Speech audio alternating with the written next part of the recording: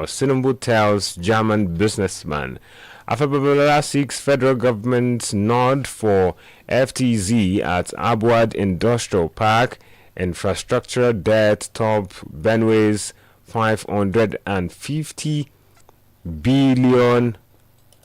I'll take it again. 550 billion 2025 budget estimate. All in the Nation newspaper this morning. And seeing through stories in the Vanguard newspaper, a couple of headlines are reported there. The leading story there says varsity education in tatters. Lecturers can't fuel cars, sleep in offices to cut cost. Tax reform bills over 50 nuisance taxes will be scrapped. That according to the federal government. Then Nigeria's money supply rises to 48% to 107.7 trillion. Then Naira depreciates 1,600 in parallel markets. Court jail Taylor 12 years for raping woman in Porda. Then Pengassan raises alarm over strike in expatriate quarter abuses. These headlines, coupled with some other stories, I will be bringing you details of it in a moment. Please stay with us. We'll be right back.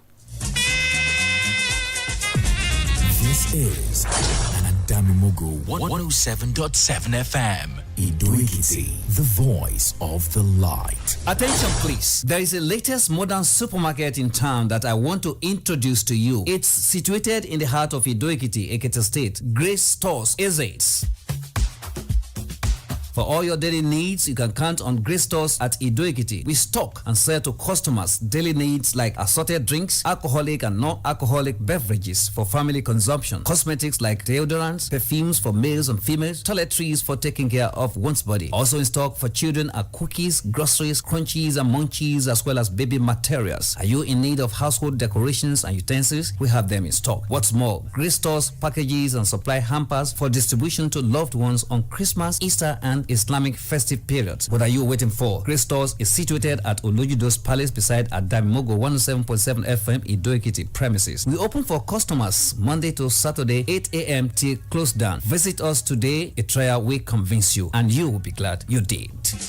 Básibínilére oníṣàláìmá wùwárẹ̀ ìwà ìrẹ̀lẹ̀ ìfẹ́ àwọn aráàlú ẹ̀ tí ó ń ti dàgbàsókè pẹ̀lú ìdí gan ni tí bàbá wa Professor Olúalọ́ bàbá Adamimogo worldwide ṣe yan ọjọ́ kan sílẹ̀ ní pàtó láti fi ṣe àjọyọ̀ pẹ̀lú àwọn ògo wẹrẹ ní Èkìtì àti ní gbogbo agbègbè ẹ̀ lásìkò pọ̀pọ̀ sísìn bàbá kérésì tó ń lọ lọ́wọ́ yìí nílé iṣẹ́ Adamimogo 107.7 FM ìdí o ní ọjọ́ Friday ọ̀sẹ̀ yìí àwa ń fi àsìkò yìí rọ gbogbo òbí àti àwọn alágbàtọ́ tó ti sanwó bàbá kérésì ṣùgbọ́n tí wọn ò tí ì wá wò ó láti wá tó fi mọ́ gbogbo iléèwé pátápátá bákan náà àǹfààní sì wà fún àwọn tí ò tí ì sanwó láti wá sanwó wọn lọ́jọ́ náà àbíkó tó dìgbà náà pẹ̀lú owó tí ò ga jara lọ 3,000 naira fún ọmọ kan kò tán síbẹ̀ o ààyè tún wà fún gbogbo wa pátápátá láti kí bàbá wa Professor Olúalọ́ lásìkò ọdún kérésì tó ń bọ̀ yìí pẹ̀lú 3,000 naira fún àlàyé síwájú sí ẹ pè Desmond sórí nọ́mbà yìí 08065114430 tàbí Sisi Mankele sórí 08054662284 lẹ́ẹ̀kan sí ẹ má gbàgbé ọjọ́ Friday ọ̀sẹ̀ yìí ni o gbogbo ìwé pátá ni Professor Olúalọ́ pé ẹ̀bùn tó jọjú ó wà nílẹ̀ fọmọ kọ̀ọ̀kan. Back from that short break. Now let's begin the details of the headlines we read earlier. If you're just joining us, the Daily Dose on Adamimogo 107.7 FM is what you're listening to, while we're bringing you stories reported in the national dailies. And I start from the Punch newspaper, where the big story there is saying oil production hit 1.7 million barrels per day. That's from the federal government. The federal government has declared that Nigeria's oil production, including condensates, increased by 9.9% to 1.69 million barrels per day in November 2024, up from 1.538 million barrels per day recorded in October 2024. According to the latest data released by the Nigerian Upstream Petroleum Regulatory Commission, an agency of the federal government, liquid crude oil production rose by 11.42%, reaching 1.48 million barrels per day in November compared to 1.33 million barrels per day in October. However, the figure remains below the production quota allocated to Nigeria by the Organization of Petroleum Exporting Countries. Conversely, condensate oil exempt from OPEX quotas slightly by 0.01% in November, dropping to 204,828 barrels per day from 204,806 barrels per day in October. It's quite a long read and it's detailed in the Punch newspaper this morning. I'll grab a couple to see other details of that report there. Oil production hit 1.7 million barrel per day. That's coming from the federal government. Punch newspaper, 2.7 trillion naira debt. Nigerians face blackout as gas producers cut supplies to Gencos. The details are saying that wholesale gas producers companies or producing companies have abruptly stopped the supply of natural gas to power generation companies for electricity production over the non-payment of debt accrued from previous supplies. Fresh findings by the Punch have shown. The chief executive officer of the Association of Power Generation Companies, Dr. John Ogaji, disclosed the latest development in an exclusive interview on Wednesday, stressing that the gas producing companies have formally notified all Gencos of the suspension of natural gas supply. The gas supply was abruptly halted after the Nigerian Midstream and Downstream Regulatory Authority reportedly instructed gas producers to suspend the delivery of natural gas to indebted Gencos until further notice, citing the escalating debt. The situation has led to the nationwide electricity blackout, severely impacting power generation across the country. Currently, over 70% of Nigeria's power is produced by gas-flared power plant. So it's quite a detailed report there as to some of the reasons why Nigerians may face blackouts. You can see the full story from the Punch newspaper. 2.7 trillion naira debt. Nigerians face blackouts as gas producers cut supply to Gencos. In the Vanguard newspaper, tax reform bills, over 50 nuisance taxes will be scrapped. That's according to the federal government. It comes to this rather, it said build for exclusive tax system, CSOs tell federal government. Now, the details of that story is saying that the federal government has said the controversial tax reform bills currently before the National Assembly were to ensure fairness, equity, and justice for Nigerians. This came on the day civil society organizations, CSOs, led by the Civil Society Legislative Advocacy Center, CISLAC, called on the federal government to build a fair and inclusive tax system that reflects alignment of fiscal policies with equity and economic stability.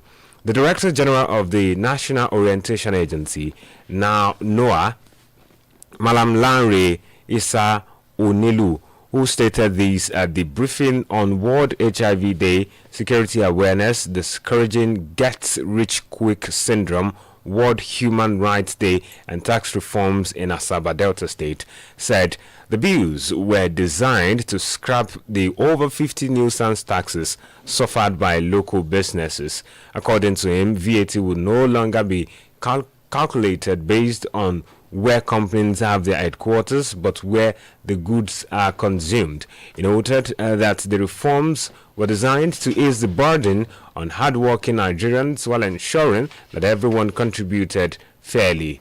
Issa Onilu, who was represented by the Director General Service in NOAA, Mrs. Rebecca Nasamu, explained that tax reform bills are 4 different bills that seek to bring everything about taxation and administration of tax in Nigeria under 4 different pieces of legislation.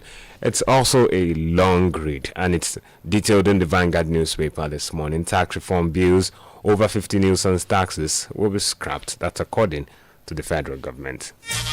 In the Daily Post newspaper, U-tiled. Nigerians jetty over incessant kidnappings on highways.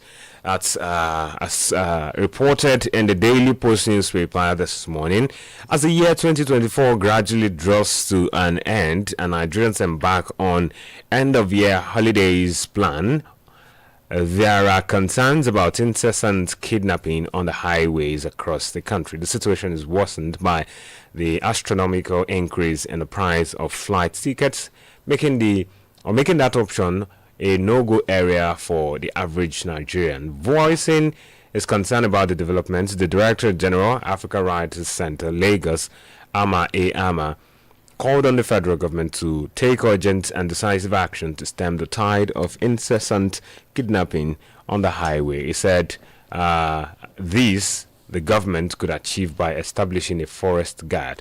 It was particular about kidnapping along the north-south corridor, where several indecent incidents of kidnappings have happened this year. He lamented that the travel from the south to the northern Nigeria corridor has become so precarious that most passengers say their last prayers before embarking on such trips, as there is hardly a week without incidents of kidnapping on the highway. You can see further details in the Daily Post newspaper, where the concern is being raised. Again, Nigerians jet free over incessant kidnappings on highway. It's reported in the Daily Post. Study rates vaccine in malaria treatment. The R21 malaria vaccine has been pre-qualified by the World Health Organization, WHO, offering a cost-effective solution to combating malaria in Africa, according to a study published by One Day Africa, a global non-profit. The report highlighted that the vaccine's cost effectiveness rivals that of insecticide-treated bed nets, long considered a gold standard in malaria prevention. The R21 vaccine is priced at $39 per disability-adjusted lives year. That daily averted nearly matching the $38 cost of BetNet. The report obtained on Friday stated, by comparison, the RTS vaccines cost $129 per daily, making R21 a more viable option for widespread development in low and middle income countries. To understand what that means, you can see details in the Punch newspaper this morning. It's trying to, review some certain treatment as to malaria. Again, the headline says new study rates vaccine in malaria treatment. It's in the Punch newspaper.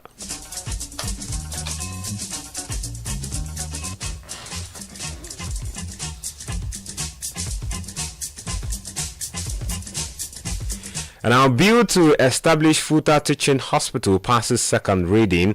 A bill for an act to establish the Federal University of Technology Akure Teaching Hospital has passed the second reading in the Senate. The passage followed the presentation of the general principles of the bill by its sponsor, Senator Adeniyi Adegbomire, APC Ondo Central, during Wednesday's plenary.